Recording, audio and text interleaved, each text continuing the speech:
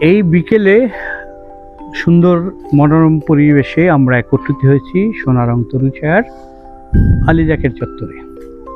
আজ আমাদের একজন শুভানুধ্যায়ী পৃষ্ঠপোষক কবি সাকিব লোহানী ভাইয়ের ৭২তম জন্মবার্ষিকী।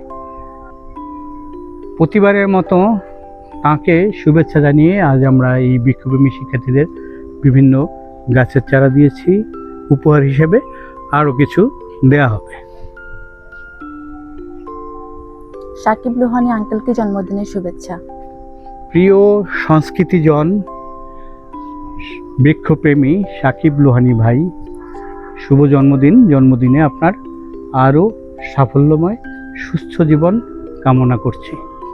ধন্যবাদ সবাইকে।